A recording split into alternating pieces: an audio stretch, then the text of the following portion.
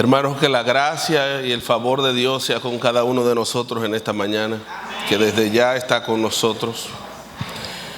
Vamos a prestar nuestros corazones, y más que nuestros corazones, nuestro espíritu, para recibir lo que el Señor tiene en esta mañana de hoy. Le pedí a mi sobrino Ezequiel que me acompañara en el piano, ¿verdad? Aprovechando que Joel no está. Pero hoy yo lo miro y digo, me estoy poniendo viejo. Porque lo vi nacer, lo vi crecer y hoy me acompaña en la música. Pero esa es la gracia de Dios que une generaciones. Vaya conmigo, por favor, al libro de Isaías, capítulo 9, verso 6. Después usted lee el contexto completo. Pero dice acá: porque un hijo, un niño nos es nacido. Yo quiero que usted lo diga conmigo, por favor. Porque un niño nos es nacido y un hijo nos es dado, y el principado sobre sus hombros, y será llamado su nombre admirable, Consejero, Dios fuerte, Padre eterno, Príncipe de paz. Repita conmigo: un niño nos fue nacido y un hijo nos fue dado. Yo quiero hablar hoy acerca de lo que es la formación del hijo corporativo. Yo me he dado cuenta de algo, y es que esto del nuevo pacto de hijos de Dios se ha venido tratando desde hace varios años. El Señor, por por la mayoría de las iglesias, porque unas no han querido entrar en este mover, vamos a decir así, del Señor, pero y hace años que se viene hablando de esto, y a veces parece que no se entiende o que se malinterpreta. Hoy día ya usted está, que usted prende, es raro, ¿verdad? Pero usted prende la televisión o pone un canal de YouTube, y el que va a empezar el programa, lo primero dice que él es hijo de Dios, sea creyente o no, porque se ha tomado la palabra hijo de Dios como más que como un cliché, o como algo tan simple y tan sencillo, y cualquier persona te dice que es hijo de Dios. Y aún nosotros, los que hemos nacido de nuevo, decimos que somos hijos de Dios, y es verdad. Pero la pregunta es: ¿estamos nosotros caminando y estamos viviendo conforme a lo que somos? La hermana Lisette, gracias doy al Señor, hablaba prácticamente de lo que voy a hablar. El Señor estaba conectando el mensaje, y ella hablaba de eso, de lo que es la identidad de hijo. Una cosa es usted decir que usted es hijo de Dios, y otra cosa es usted exhibir que usted es un hijo de Dios.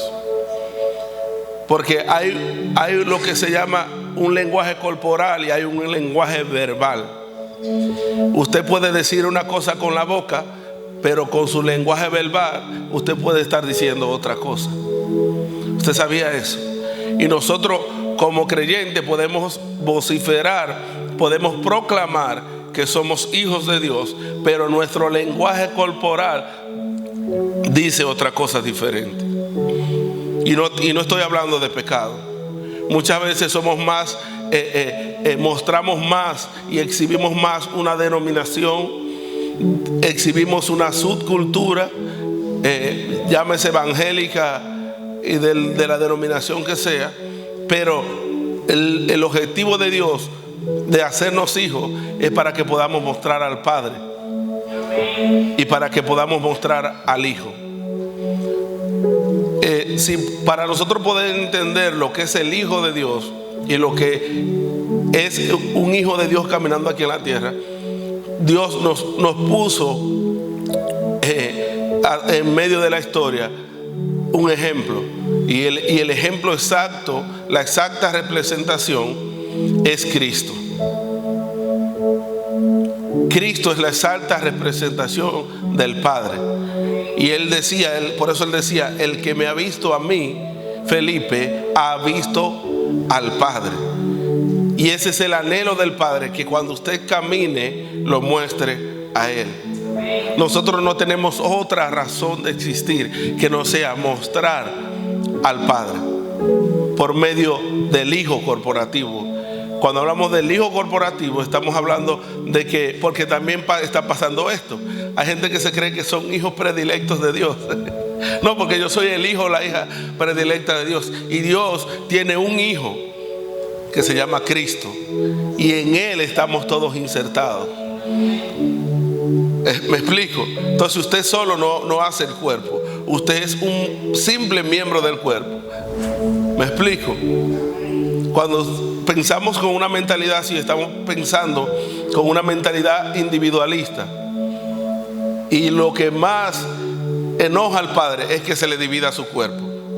Por eso el Hijo fue molido totalmente en la cruz, para que ya usted y yo no tengamos que dividir el cuerpo. ¿Hay alguien en casa todavía?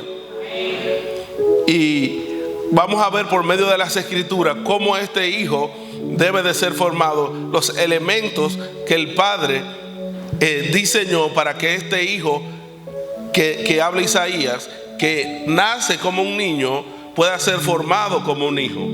Porque Él nació como un niño, pero no fue mostrado al mundo, no fue exhibido al mundo hasta que no fue hijo. Nótese que cuando Jesús nace, se le trató, aunque nació en una condición paupérrima de pobreza, porque nació en un pesebre, no había lugar para Él en el mesón, pero aún así se le reconoció como un rey. Nótese que cuando Él nace, los ángeles dicen gloria a Dios en las alturas y en la tierra paz y la buena voluntad para con los hombres. Y los astrólogos le llevan oro, le llevan incienso, le llevan mirra. Eso era lo que se le llevaba, los presentes que se le llevaba a un rey. Ellos estaban reconociendo que ese niño que acababa de nacer era el Salvador del mundo, era el Rey de Reyes y Señor de Señores. Pero usted sabe qué pasó, que ese incienso, esa mirra y ese oro, Él no lo podía administrar. ¿Usted sabe quién administró ese oro? José y María.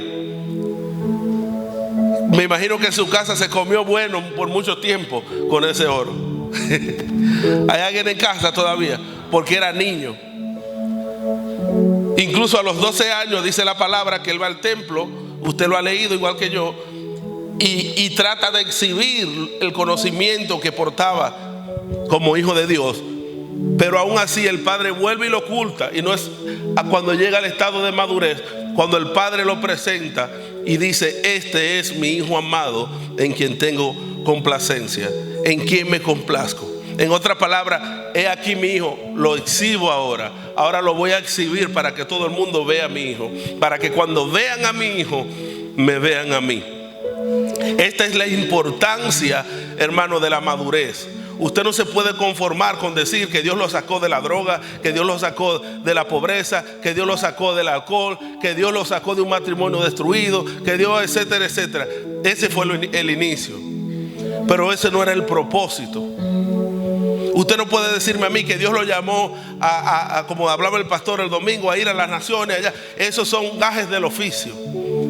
Pero el llamado real de nosotros como hijos de Dios es a mostrarle a Él, exhibirle a Él. Y para ello nosotros no necesitamos ni un púlpito, ni un piano, ni una guitarra.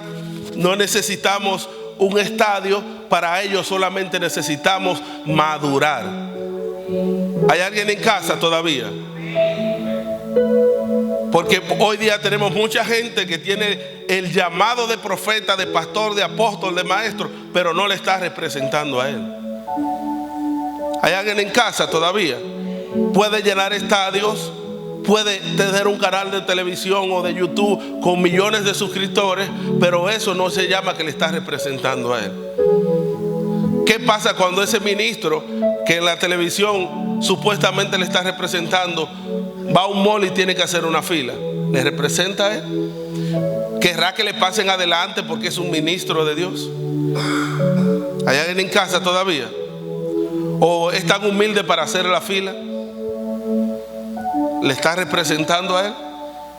Lo dejo en incógnita. Entonces, el ser hijo de Dios tiene etapas, hermano. Nosotros nacemos como un niño y es lo mismo que lo natural, pero nosotros debemos de llegar a la madurez. Porque el niño, aunque es heredero de todo, no puede administrar la herencia. ¿Por qué? Porque es niño, sino que es puesto bajo tutores y curadores hasta que llega a la plena madurez. ¿Hay alguien en casa todavía? Entonces muchas veces nosotros pedimos cosas que no debemos de pedirlas, porque lo único que necesitamos es madurar para alcanzarla. Como el ejemplo que ponía hace una semana del mango, ¿verdad? El niño que usted le dice, alcánzame ese mango, y él no lo va a alcanzar. ¿Por qué? Porque es pequeño. Pero cuando el niño crece, lo toma con la mano. ¿Por qué? Porque está a la estatura del mango. Entonces así pasa con nosotros. Muchas cosas, porque oiga lo que dice la Escritura. La Escritura dice que todo lo que pertenece a la vida y a la piedad nos ha sido dada, pero no es a la vida natural, es a la vida espiritual. Todo lo que pertenece a la vida espiritual nos han sido dadas por su divino poder. Es decir, que antes de Dios colocarte, de que tú nacieras, ya Dios había preparado todo lo que tú necesitabas para que pudieras crecer y madurar en esta vida espiritual. Por eso Él designó apóstoles, profetas, maestros, etcétera, etcétera, para la edificación de ese hijo corporativo. Y vamos a ver elementos que Dios preparó de antemano para la formación de ese hijo. Si usted no es sometido a esos elementos, lamentablemente usted no va a poder crecer aunque haya nacido de nuevo. La Mella, que es psicóloga, sabe que un niño que crece en estatura pero no crece en madurez, eso es algo muy delicado, ¿verdad que sí? Entonces, hoy día tenemos mucha gente que se mofa de decir, yo tengo 20, 30 años en el evangelio, pero la mentalidad es de un niño de 5 años. Hay alguien en casa todavía. Lo que me da a mí a entender que no tiene que ver nada con una edad cronológica, sino que tiene que ver con un renovar de la mente. ¿Hay alguien en casa todavía? Entonces es necesario que nosotros no nos conformemos con venir a una casa de fe a ver si Dios me hace un milagro. Yo decía el otro día en la célula que los milagros en el reino de Dios no pueden ser sobrenaturales, porque para nosotros tienen que ser cosas naturales, porque son cosas naturales del reino. Usted no se puede asombrar cuando Dios a través de usted hace un milagro, o cuando a través de otro hace un milagro, porque eso es natural. Lo que no es natural es que no pase frecuentemente. Eso es lo que me espanta de la iglesia, que no está pasando frecuentemente. ¿Sabes por qué? Porque no hemos madurado. Hay alguien en casa todavía. Y así como el Hijo Cristo fue formado, aunque dice que aunque era hijo, por lo que padeció aprendió obediencia. Él era Dios, pero aún siendo Dios, Él tuvo para enseñarnos a nosotros como el prototipo que padecer todo lo que nosotros como hijos debemos de padecer. Y luego dice el apóstol Pablo que los mismos padecimientos se van cumpliendo por todas las iglesias, por todas las ciudades, los mismos en todos los hermanos, porque es un modelo, es un patrón para llevar el hijo a la madurez. ¿Hay alguien en casa todavía? Entonces, usted no se conforme con ser hijo de Dios, confórmese cada día más con madurar, con crecer, con avanzar en el propósito de Dios, porque esto es hasta que todos lleguemos. Cuando alguien le pregunta a usted, ¿cuándo viene Cristo? Dígale, cuando todos lleguemos. Pregúntele a alguien, dígame, ¿cuándo viene Cristo? Pregúntele a alguien que le quede cerca, dígale, ¿cuándo viene Cristo? Ahora contéstele usted en mente, dígale, cuando tú y yo y todos lleguemos. Amén. Hermanos, miren, esto de hijos, esto no tiene que ver con una simple posición, ni con una simple identidad. Esto tiene que ver con una naturaleza. Hay dos clases de hijos. Hay hijos que son nacidos del vientre de la madre. Esos son hijos naturales. Y hay los hijos que son adoptivos, que son lo que una familia, usted bien lo sabe, adopta para sí, ¿verdad? Pero dése cuenta que un hijo adoptado tiene los mismos derechos que un hijo nacido en casa. Pero hay una cosa que ese hijo, por más que se esfuerce, no puede tener, y es que no puede tener el mismo ADN. Tiene derecho a todos los bienes, pero no tiene derecho no puede participar del mismo ADN. Muchas veces, si a ese hijo adoptivo hay que pasarle sangre, los padres no pueden darle sangre. ¿Sabe por qué? Porque no portan el mismo tipo. ¿Hay alguien en casa todavía? Y por eso que si el niño va a viajar, en el consulado le piden que tiene que firmar los padres naturales o el lugar de donde fue sacado, el asilo de niños donde fue sacado, tiene que firmar un papel diciendo este niño fue adoptado. ¿Por qué? Porque no aporta nada de esos padres. Lo único que aporta son los derechos de las cosas naturales de esos padres. Y te tengo una buena noticia, que ya tú la sabes.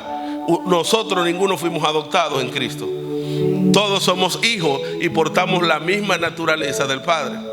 Usted me dirá, pero la Biblia dice que fuimos adoptados. No dice que fuimos adoptados. Vaya y profundice y lea el contexto. Está hablando en comparación con Israel. Está haciendo una comparación con Israel, que la salvación viene de ellos, y por la cabezudez de ellos nosotros fuimos injertados, pero nosotros, eso estaba en el plan de Dios desde antes de la fundación del mundo. ¿Usted cree que a Dios se le escapó que Israel le iba a negar a Jesús? No, eso estaba en el plan, porque si Israel no le niega, usted y yo no entramos. Y ahora Pablo dice, ya no hay judío, no hay griego, no hay esclavo, no hay libre, todos somos uno en Cristo Jesús. ¿Hay alguien en casa todavía? Entonces, usted y yo no fuimos adoptados. Usted y yo somos hijos de la misma naturaleza del Padre. ¿Hay alguien en casa todavía?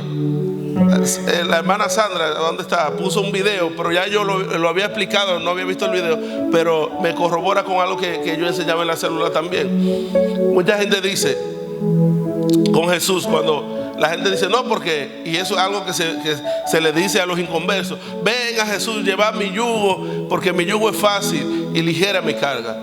Y pareciera que es que todos tus problemas tú se los llevas a Jesús, como que Él ya no lo cargó en la cruz. Él no lo va a cargar más, ya Él lo cargó en la cruz. Tus pecados, tus problemas, ya Él lo llevó a la cruz, ya eso fue crucificado. ¿De qué está hablando aquí? Cuando Jesús dice, llevad mi yugo, porque mi yugo es fácil y ligera mi carga, está hablando de una cuestión de naturaleza, que es cuando Pablo luego dice que no unáis en yugo desigual con los incrédulos. Un yugo desigual, usted sabe, que era cuando un asno se ponía a arar o a cultivar la tierra con un buey. Eran de distinta naturaleza, y eso era lo que se llamaba un yugo desigual. ¿Y qué fue lo que hizo el Padre a través del Hijo? Que tomó nuestra forma de humano y tomó nuestra naturaleza, murió en la cruz para ahora darnos la naturaleza divina.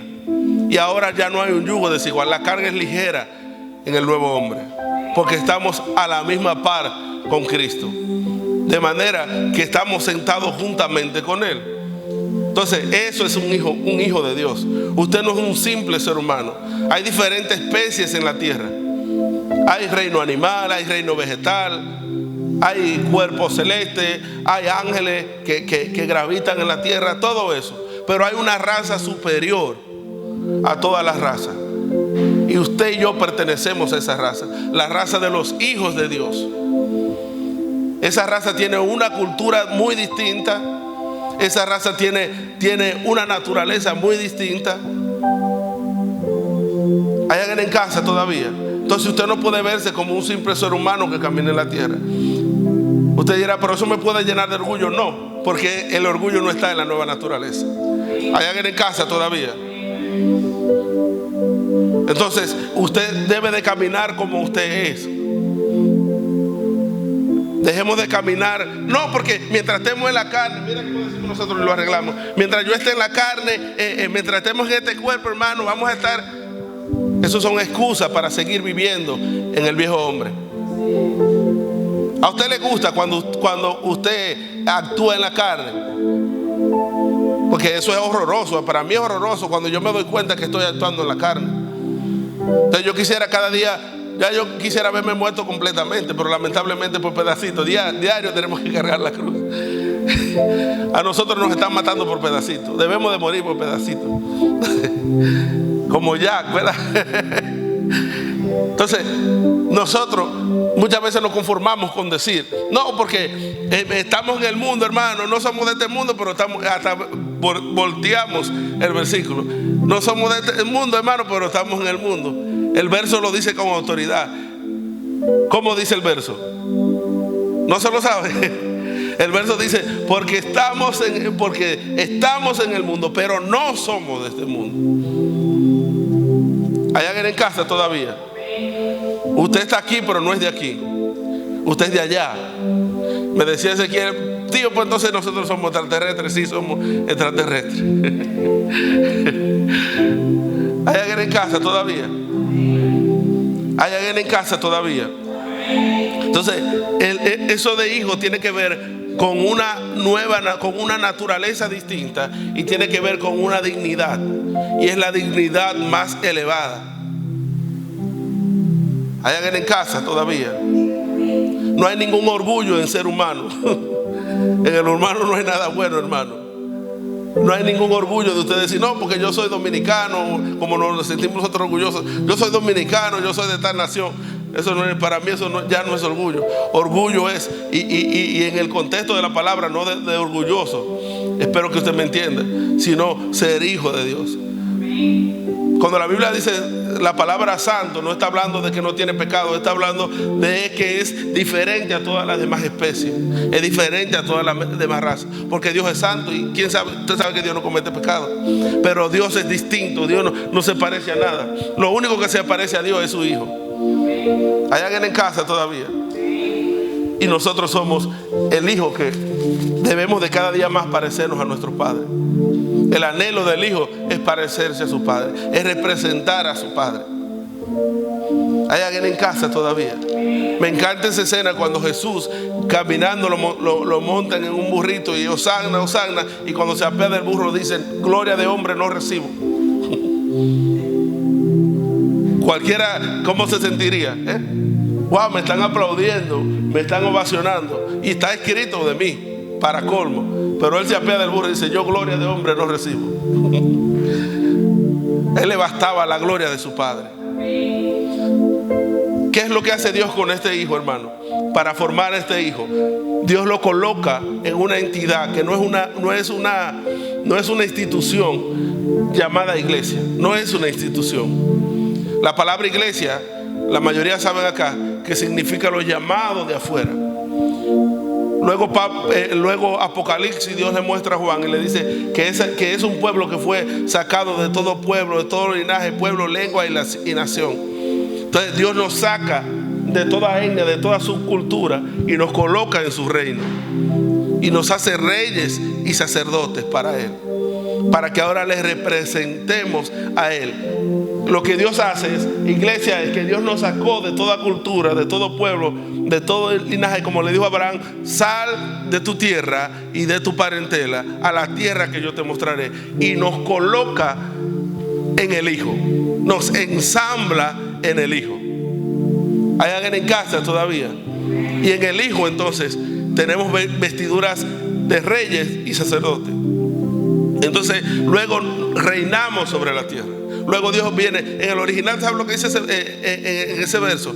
Que Dios lo que hace es que nos saca de todo linaje, de toda lengua, de toda nación, nos injerta en Cristo, nos coloca en el Hijo, nos ensambla en el Hijo, y luego nos coloca sobre la tierra para que le representemos, que era lo que le tocaba a Adán, representar al Padre.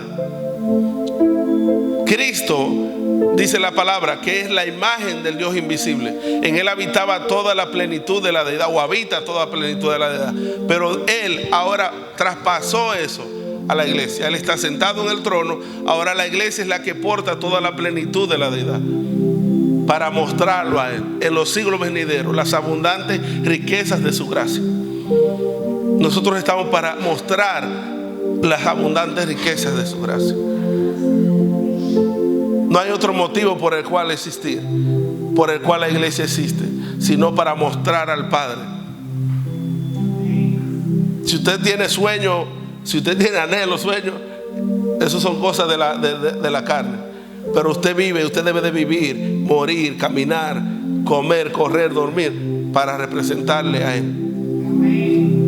De otra forma no tiene razón ser hijo de Dios. Entonces la iglesia, Dios nos llama de afuera y nos coloca en el Hijo para que lo representemos a Él. Hay algo contrario a ser hijo, que es el estado de orfandad. Y ese estado de orfandad, todo aquel que no está en Cristo está en ese estado de orfandad. Porque el que no está en Cristo, ¿en quién está? Está en Adán. Y Adán, al ser desconectado de su padre, quedó huérfano. Entonces, todo aquel que no está en Cristo, olvídese que sea primo suyo, mamá suya, tío suyo, si no está en Cristo, está en orfandad. Hay alguien en casa todavía. Y con esa orfandad vienen muchas cosas feas. Un estado de un huérfano vive pidiendo, vive buscando su propia provisión, su propia protección. Por eso es que usted ve que la gente se vive matando, que la gente en los trabajos, el que está debajo quiere tumbar al que está arriba para subir, el partido que está de turno, el que está en la oposición quiere tumbar al de turno, y así sucesivamente. La vecina le tira todo porque hay un lío con eso. Porque ese es el que está en un estado de orfandad, vive en un estado de sobrevivencia. Y como siempre cree que le falta, siempre quiere lo del otro, siempre quiere aquello. ¿Me explico? Pero el que vive, el que es hijo, y mal que es hijo de Dios, del dueño del oro y la plata, del Rey de Reyes y Señor de Señores, sabe que está seguro, que está completo en Él. Dígase a sí mismo: yo estoy completo en Cristo. Y usted me dirá: no, pero entonces ¿qué hacemos con el alma? Dios no es padre de nuestra alma, Dios es padre de nuestro espíritu. ¿Hay alguien en casa todavía? Hay algo muy curioso del alma y del cuerpo, y es que siempre están necesitando. Dice el sabio Salomón, como le dicen, que los ojos, el alma nunca se sacia. Siempre quiere, siempre quiere, siempre quiere, siempre quiere. Y usted sabe que usted se desayunó esta mañana. ¿Cuántos se desayunaron esta mañana? 2 o 3, voy a terminar temprano porque algunos están en ayuno. Usted se desayunó esta mañana, ¿verdad?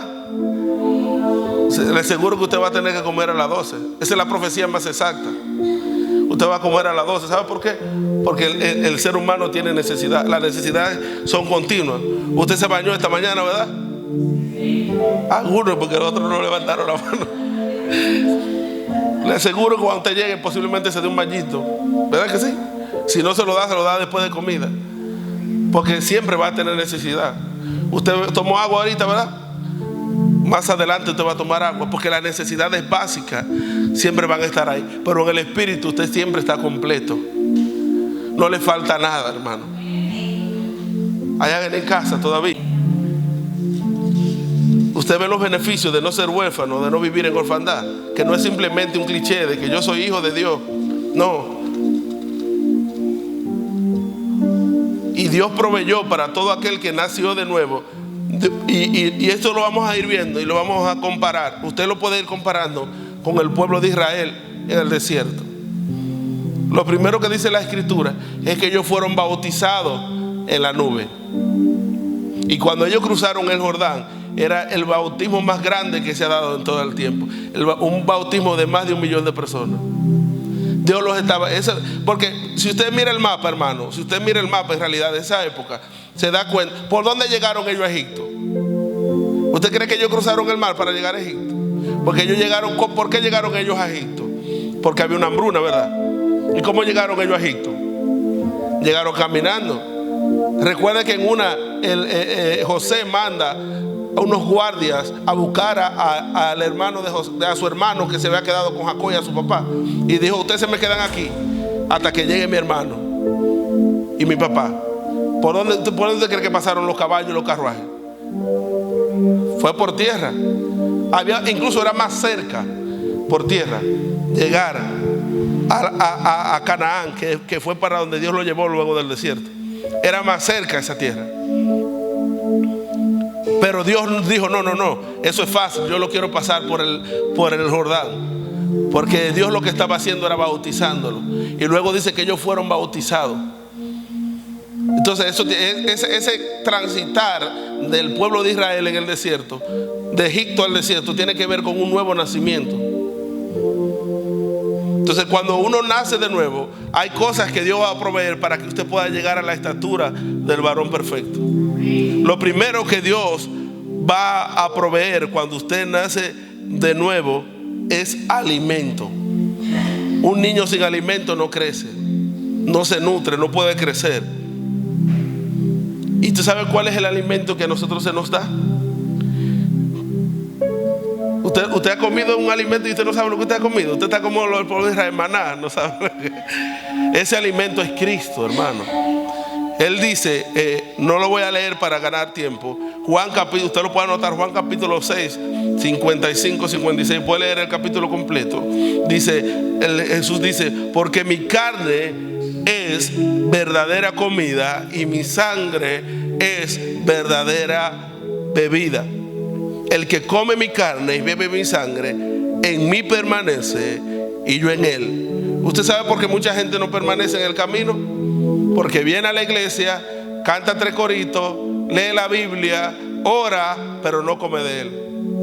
Se debilita y se va de la iglesia.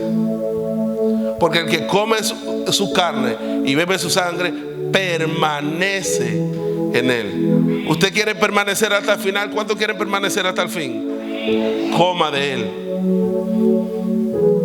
Dice 2 de Timoteo 3, 16 al 18, dice: porque toda la escritura es inspirada por Dios y útil para enseñar, para redarguir, para corregir, para instruir en justicia, a fin de que el hombre de Dios, no dice los hombres de Dios, dice el hombre de Dios sea perfecto, enteramente, completamente preparado para toda buena obra. Este verso no está hablando de cualquier persona, está hablando del Hijo corporativo. Todo, por eso Jesús decía cuando caminaba en la tierra: eso está escrito de mí, aquello está escrito de mí. Porque todo lo que se ve escrito desde Génesis hasta Malaquía era para que Él fuera preparado para cumplir la obra del Padre.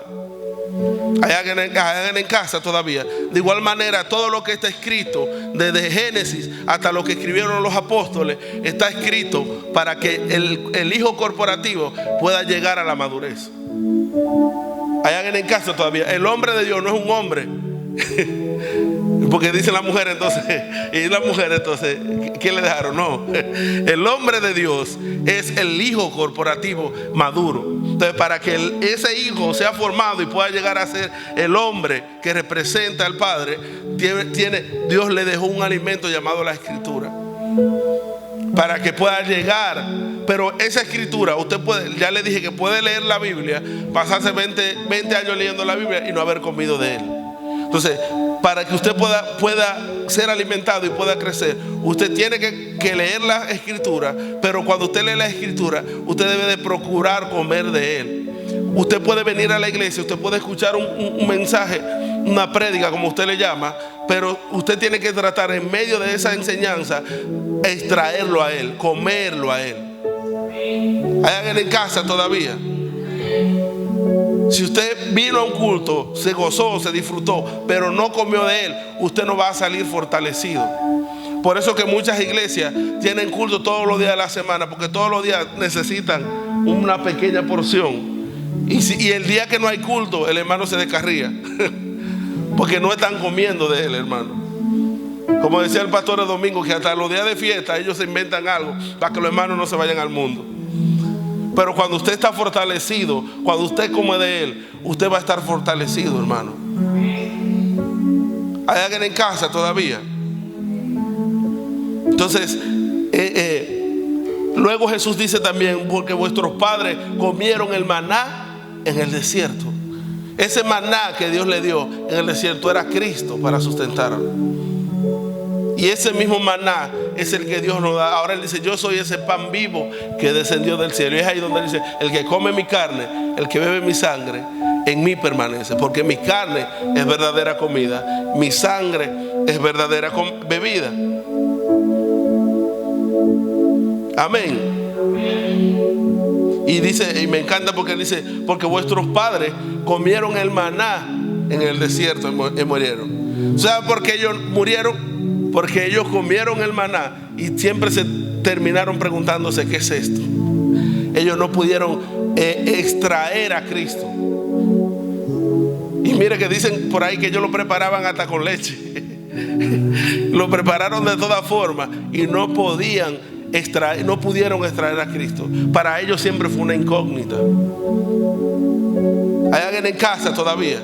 Y hay gente que le gusta que le preparen el mensaje de manera emotiva. No, es que ese predicador no me motiva a mí. El hermano no tira patada voladora ni se brinca a bailar el perrito para que me motive el mensaje. Entonces por eso yo no aprendo cuando es el hermano que predica, porque estamos esperando emociones. ¿Sabes qué es lo que era, hermana? Era una hojuela dura, hermano. ¿Hay alguien en casa todavía? Entonces muchas veces nosotros estamos esperando que le adornemos el mensaje, pero no es el adorno del mensaje. Usted tiene que extraer a Cristo. Nunca mire la persona, ni el carisma, ni la forma, sino mire a Cristo. Trate de, siempre que usted escucha un mensaje, que lee la palabra, trate de comer de Cristo. Por eso hoy hay día gente que lee el Antiguo Testamento y lo que ve son sombras, tipos, figuras, sueños y todas las cosas del mundo, pero no ven a Cristo. Y por eso hay iglesias que están totalmente metidas en la ley. ¿Por qué? Porque lo que toman son la palabra literal, pero no pueden ver a Cristo. No pueden comer de Él. Hay alguien en casa todavía. Nosotros tenemos que procurar comer de Él. Él es nuestro pan de cada día. No es el plato de arroz con habichuela que usted y yo no comemos. Él es nuestro pan de cada día. Hay alguien en casa todavía. Otro elemento que usted y yo necesitamos es el agua. Dice, vaya conmigo a 1 Corintios capítulo 10 y vamos a ver algo aquí muy interesante. 1 Corintios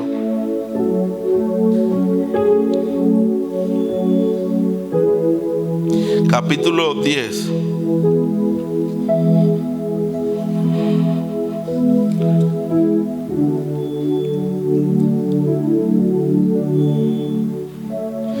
Vamos a leerlo desde el verso 1 para que entendamos el contexto. ¿Ya lo tiene conmigo? Dice, porque no quiero, hermanos, que ignoréis que nuestros padres, todos estuvieron bajo la nube. Todos pasaron, hermano, es decir, todos nacieron de nuevo en un contexto figurativo. Y todos en Moisés fueron bautizados en la nube y en el mar. Doble bautismo. Y todos comieron el mismo alimento espiritual, el maná, ¿verdad? Y todos bebieron la misma bebida espiritual, porque bebían de la roca espiritual que le seguía. Había una roca que caminaba, hermano, que donde quiera que yo iba le seguía, y ellos tomaban de la peña. Y dice, y la roca que le seguía era Cristo. Déjeme decirle que también la nube que los bautizó era Cristo. Déjeme decirle que el maná que ellos comieron también era Cristo. Porque todo se trata de Él, hermano. ¿Hay alguien en casa todavía? Porque la roca que le seguía era Cristo. Y no quiero leer, lo leo el 5. No se me asuste. Dice, pero de los demás de ellos, del 99.99% de ellos, porque solamente Josué y Caleb pudieron entrar a la tierra, no se agradó Dios, por lo cual quedaron postrados en el desierto. ¿Hay alguien en casa todavía?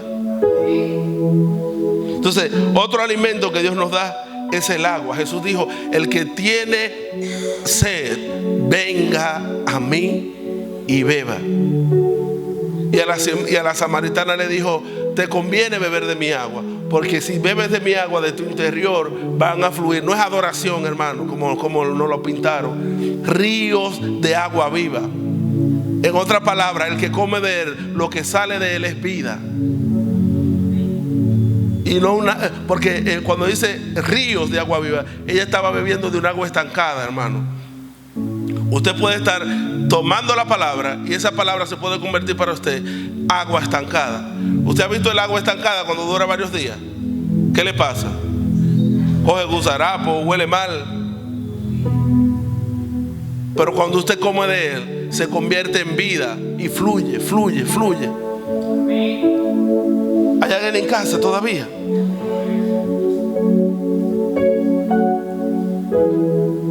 Otra cosa que ellos necesitaban y que necesitamos nosotros para poder caminar en este camino en el crecimiento y la formación del hijo corporativo es luz. ¿Se sabía eso? Dice Jesús hablando les dijo, Juan capítulo 8, 12: yo soy la luz del mundo. El que me sigue no andará en tinieblas, sino que tendrá la luz de la vida, que era él. ¿Y qué era lo que pasaba en el desierto? Que había una columna de fuego en la noche que los calentaba del calor y que le daba luz para que pudieran caminar en medio de la oscuridad. ¿Hay alguien en casa todavía? Ese es otro de los elementos que nosotros necesitamos. Y otro elemento que nosotros necesitamos es estar vestido, abrigo. ¿Se sabe qué le funcionaba a ellos como abrigo? La nube que los guardaba del sol. ¿Hay alguien en casa todavía? ¿Y sabe quién era la nube? La Shekinah de Dios, como dicen los pentecostales. La gloria de Dios era Cristo. Es decir, que todo se trata de Él. Yo llegué a la conclusión que el elemento que se necesita para la edificación del cuerpo es Cristo.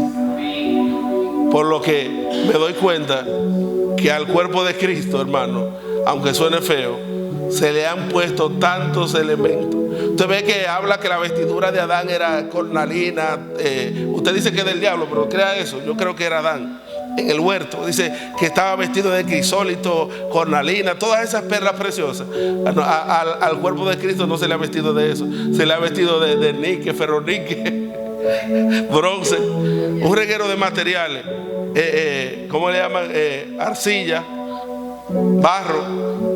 Pero y Pablo le llama eso paja, heno y hojarasca, y el fuego la probará. Pero todo lo que no es construido de Cristo tiene que ser derribado. Si su vida, su vida, como usted le llama, su vida cristiana, no está fundamentada en Cristo, cuando venga la prueba, patica, paquete tengo. Porque el que come de Él permanece en Él. Hay alguien en casa todavía. Y un último elemento, no que no haya más, es la vestimenta. Y ya hablé de esa vestimenta. Vaya conmigo a Deuteronomio para terminar. Capítulo 8, verso 3. En lo que usted lo busca, yo lo voy a leer leyendo. Dice: sus vestidos nunca se envejecieron sobre ellos, porque era prefigura del nuevo hombre. Dice, usted lo leyó, ¿verdad? Lo tiene ahí, ¿verdad? Léalo conmigo. Léalo en voz alta, por favor. Deuteronomio 8:3. Deuteronomio 8:3. ¿Lo tiene? Está puesto acá, hermano. Léalo conmigo allá. No lo busque, léalo allá. No, párelo ahí. Deuteronomio 8:3.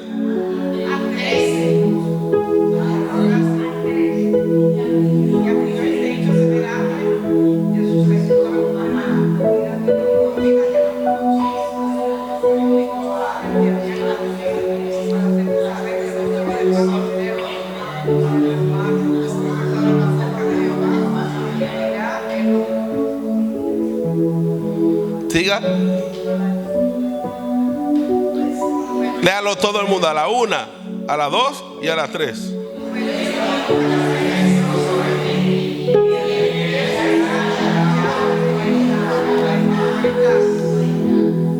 Wow. ¿Usted cree que eso era un milagro? Wow. ¿Sabe qué era eso?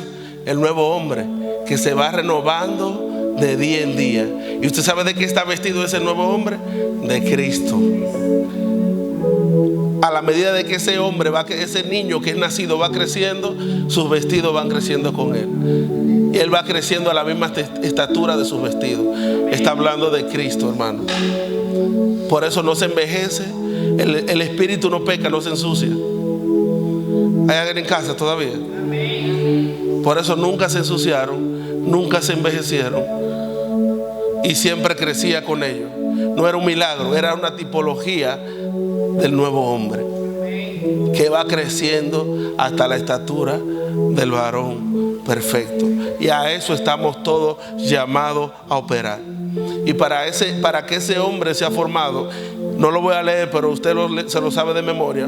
Efesios capítulo 4, verso 11, del 11 en adelante, dice que él, para la edificación de ese hijo corporativo, designó apóstoles, profetas, maestros, pastores y evangelistas. Perdóneme el orden, ¿verdad? Entonces, el motivo de un profeta, de un apóstol, de un evangelista, como decía el pastor el domingo pasado, no es viajar a las naciones, no es llenar estadios, no es tener un programa de televisión.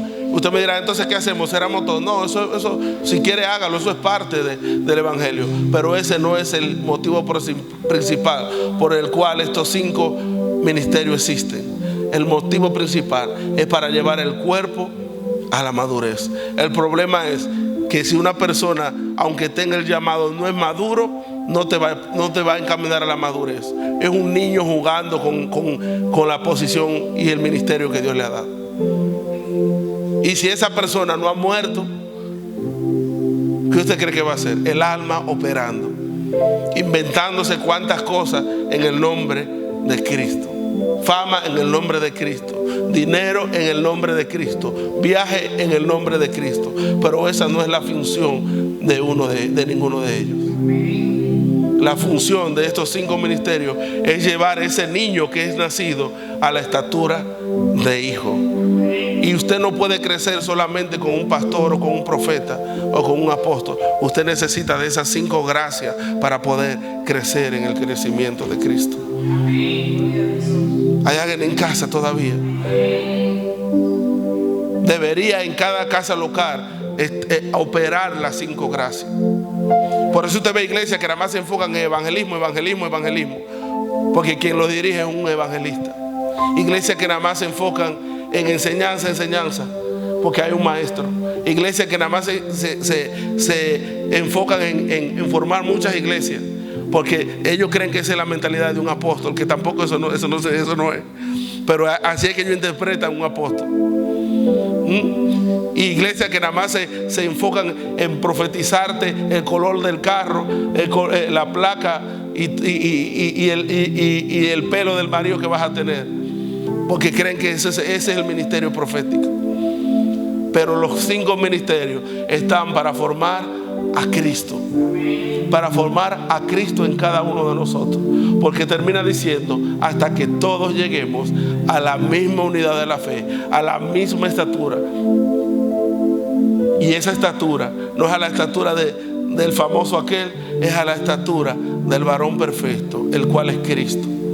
Usted y yo, hermano, no podemos procurar quedarnos en la misma estatura.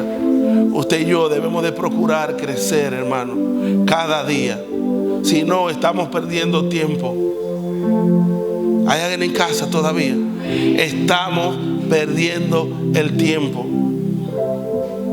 Dios quiere. Usted sabe una cosa, hermano, no solamente Dios.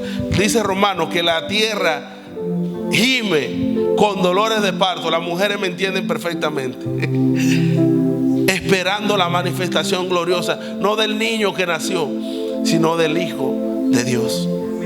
Cuando dice los hijos, está hablando del hijo corporativo que ha crecido cuando todos lleguemos, hermano.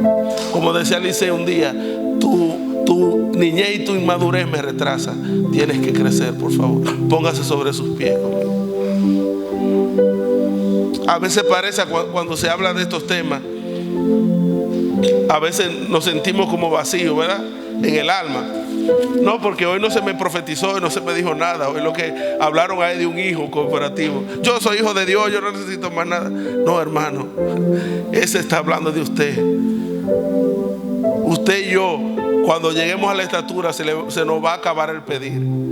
¿Sabe por qué? Porque cuando lleguemos a la estatura, se nos va a entregar todo. Usted no va a necesitar nada. ¿Usted sabe por qué nos faltan cosas todavía? Porque no hemos llegado a la estatura. Porque mientras el heredero es niño, no hace nada más y nada menos que estar bajo tutores y curadores. Los maestros, los profetas, los evangelistas son tutores y curadores para llevarnos a nosotros a la madurez. Pero si usted no madura, siempre va a estar bajo esos tutores. Y usted se va a gozar, va a brincar. Y ese es el peligro de muchos de ellos, que te mantienen entretenido. Porque si ellos saben que si tú creces, ya se acabó el oficio. Hay alguien en casa todavía. Levante sus manos y dele gracias a Dios, porque usted es un hijo, una hija de Dios. Usted es una hija de Dios.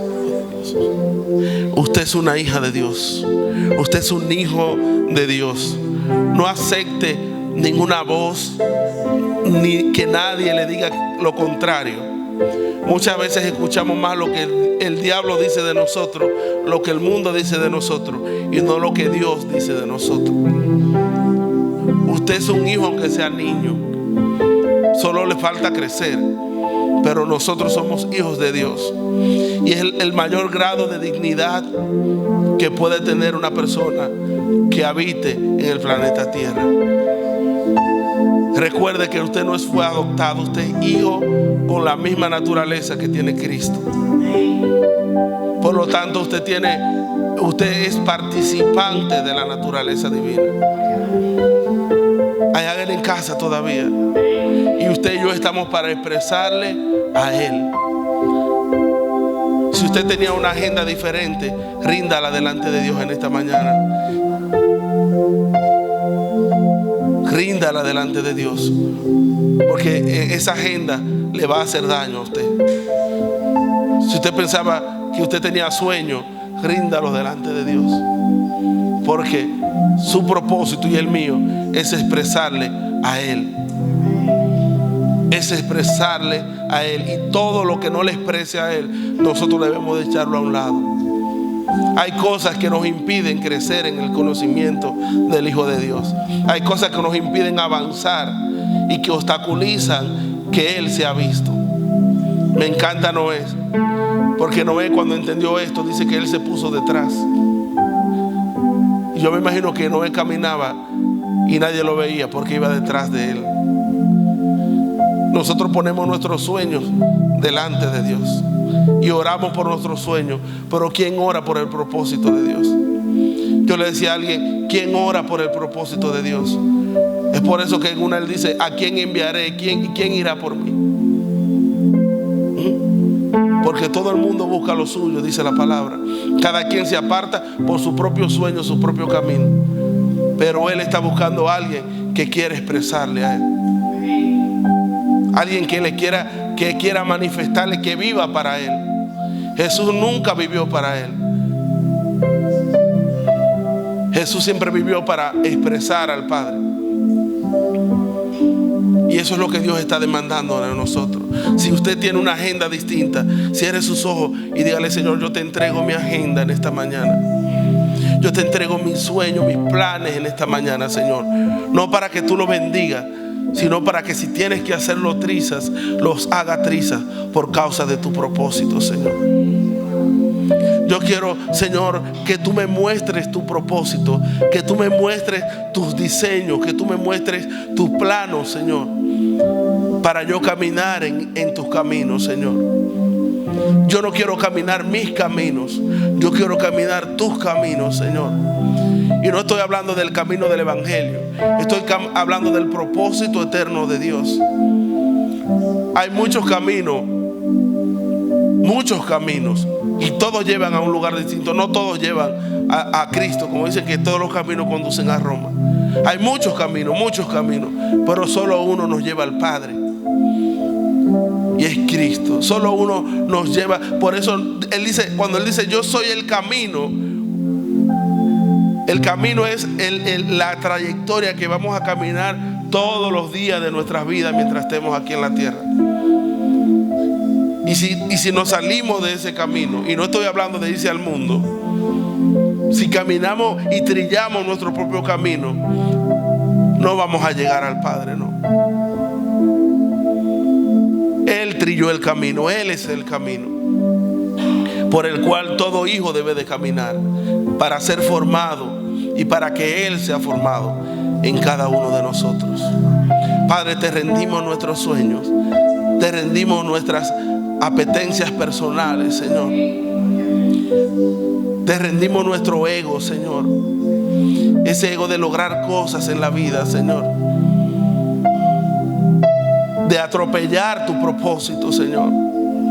Y de creer que tú eres nuestro siervo, que nosotros te traemos un plan, Señor, mira, bendícelo.